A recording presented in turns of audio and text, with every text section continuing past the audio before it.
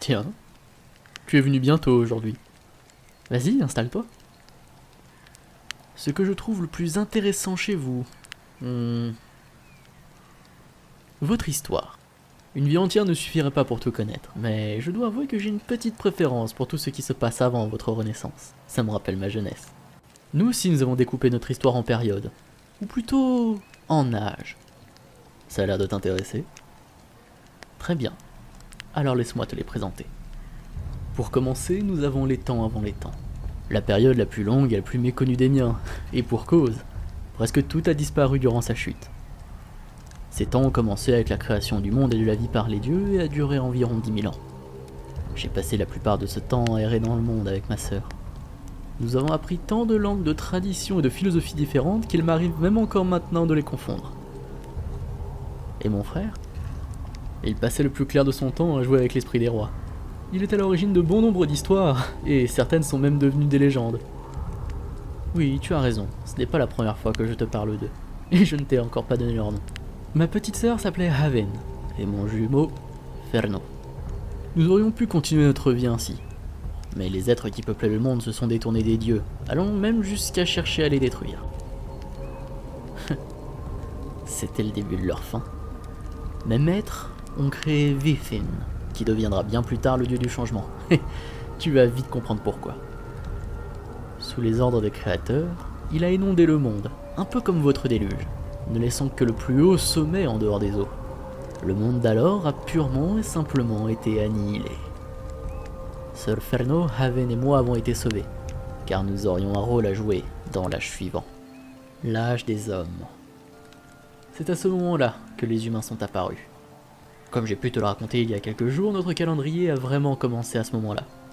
Pour être plus précis, à la fondation du premier empire. Mon empire. Je devais guider les premiers hommes sur le chemin de la civilisation. Même après mon départ, je n'ai jamais cessé de garder un œil sur ma descendance. Le plus souvent, j'intervenais indirectement, dans leurs rêves. Mais il m'est arrivé d'être plus direct, tout en veillant à ce que l'on ne me reconnaisse pas. Les dieux n'avaient pas laissé la magie aux hommes. La technologie a donc pris le relais. En 900 ans, ils sont passés d'une société primitive à une société qui vous paraît très futuriste. Je crois que c'est à ce moment-là que j'ai commencé à être dépassé par la technologie et que je n'ai plus réussi à les comprendre. L'âge des hommes a pris fin avec la Grande Purge. Comme tu le sais, peu de choses ont résisté à celui qui n'a pas de nom. C'est là que Haven est tombé. Les survivants étaient peu nombreux et très peu avaient reçu une éducation solide. La technologie est tombée dans l'oubli et peu de temps l'histoire a suivi. Heureusement, peu de temps avant la fin, un de mes amis, Goabarham, avait réussi à mettre au point un artefact très intéressant.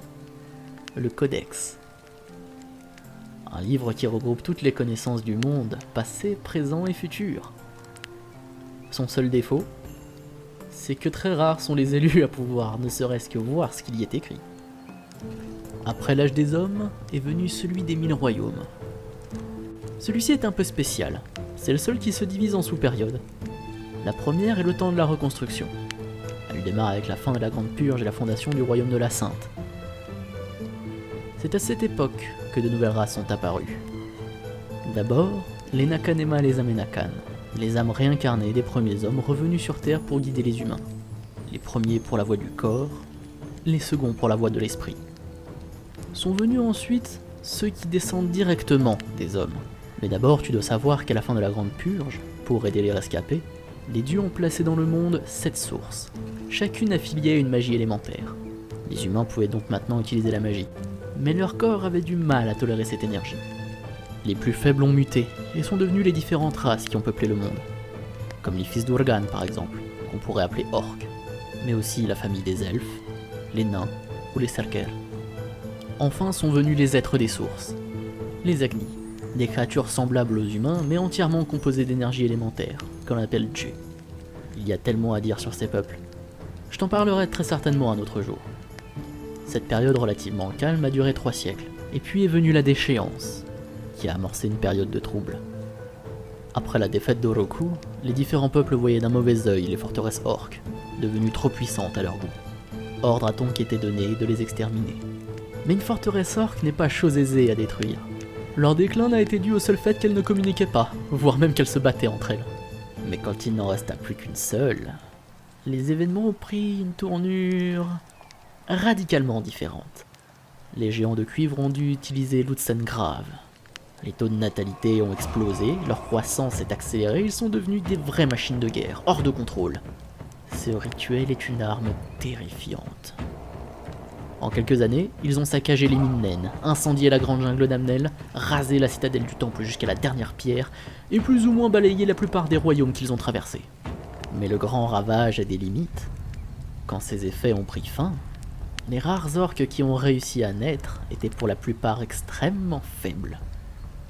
Fort heureusement pour eux, les autres peuples ne savaient rien de ces effets, et se sont contentés de les laisser tranquilles, en échange d'une paix durable. C'est avec cette paix qu'a commencé la seconde période de l'âge des 1000 royaumes. Le temps des royaumes en guerre. Il n'y avait qu'une seule chose qui comptait pour les rois. Réunifier le monde. Mais ils n'avaient qu'une seule voie. Celle du combat. Certains ont bien essayé de passer par une voie pacifique, mais ils ont été parmi les premiers à se faire écraser. 600 ans de guerre totale. Personne ne pouvait y échapper. Jusqu'au jour où un homme est monté sur son trône. Adbard Yanofei. De son petit royaume insulaire, il a réussi à conquérir le monde en seulement 15 ans. Il est devenu le plus grand héros de ce monde et fonda le Second Empire. L'âge de la Grande Paix pouvait commencer. D'un point de vue de l'histoire, il ne s'est pas passé grand-chose. La vie était simple et douce, à tel point que pour la première fois depuis mon retrait du trône, je me suis remarié.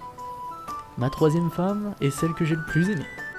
Immortelle, comme moi, j'ai enfin pu quitter ma solitude. J'aurais aimé que cette époque ne s'arrête jamais. Mais toute chose a une fin, et cet âge s'est fini aussi violemment qu'il a commencé. Et tout a débuté avec un homme qui œuvrait pourtant pour la paix.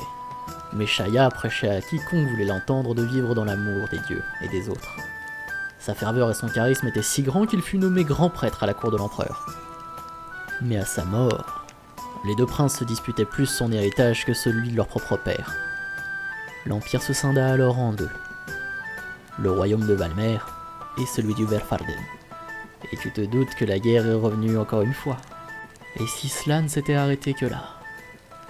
Je t'avais dit que j'avais laissé mon trône à mon fils cadet. Eh bien, c'est parce que mon aîné, Faenris, avait disparu à l'époque. J'ai appris bien plus tard qu'il avait été banni du monde par mes maîtres, car ils avaient peur de ce qu'il deviendrait. Pourquoi je te raconte tout ça? Car il a réussi à revenir en plein milieu de cette période. Je ne reconnaissais plus mon garçon chéri. Il écumait les champs de bataille, ne laissant jamais de survivants. Il était appelé par le sang. Il était devenu fou. Même sa femme, qui lui était restée fidèle malgré ses siècles d'absence. Sa femme que je n'avais jamais vue faiblir, était terrifiée par son mari. Malheureusement, mon fils a tout hérité de moi. De mon immortalité à ma puissance, en passant par mes erreurs. Il a même fini par reprendre l'Empire. 7 ans de règne dans l'horreur et le carnage. C'est à contre-cœur que je suis allé l'affronter. Je n'ai pas réussi à effacer l'image du jeune homme bon et empli de joie qu'il était. Je ne voulais pas voir la bête qu'il était devenu.